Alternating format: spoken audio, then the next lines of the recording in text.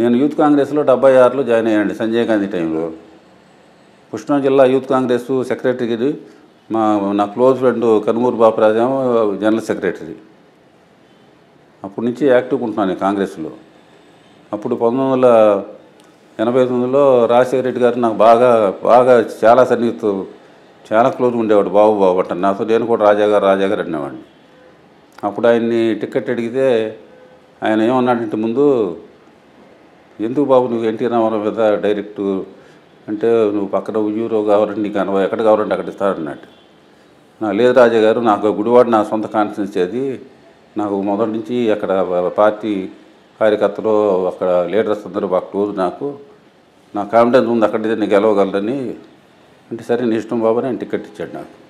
First time గుడివాడలో prime minister వచ్చింది, రాజీవ్ గాంధీ వచ్చింది. ఫస్ట్ టైం గుడివాడలో రాజశేఖర రెడ్డి గారు తీసుకొచ్చారు నా కోసం అని చెప్పి ప్రచారానికి. గుడివాడలో అసలు ఏ ప్రైమ్ మినిస్టర్ రాలేదండి ఇంతవరకు. అప్పటి వరకు రాజీవ్ గాంధీ గారిని తీసుకొచ్చాడు పబ్లిక్ మీటింగ్ పెట్టి.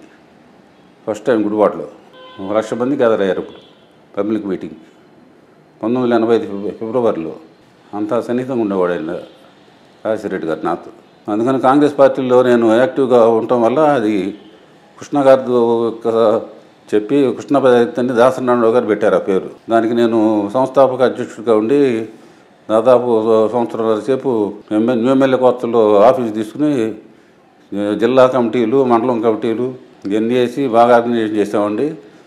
తర్వాత ఏమైందంటే 89లో నాకు 85 ఎన్టీఆర్ మీద కట్టి చేసేటప్పుడు రాజశేఖర రెడ్డి గారు నా మీద మనతో నాకు పీసీసీ ప్రెసిడెంట్ అయినప్పుడు ఆయన టికెట్ ఇచ్చాడు నాకు గుడివాడలో ఎన్టీ రామారావు మీద.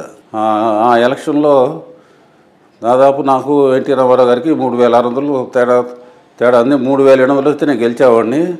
నాకు తెలుగుదేశం పార్టీ వాళ్ళు రిగ్గింగ్ చేసి 10,000 ఓట్లు, 15 ఓట్లు పోలీస్ సపోర్ట్తో ఓటింగ్ రాకుండా రిగ్గింగ్ చేస్తే 10,000 రిగ్గింగ్ చేస్తేనే నేను 3,600 తేడాతో ఓడిపోయా. 100 ఓట్లు 3,700 వస్తే నేను గెలిచేవాడిని ఆ రోజు 1925లో.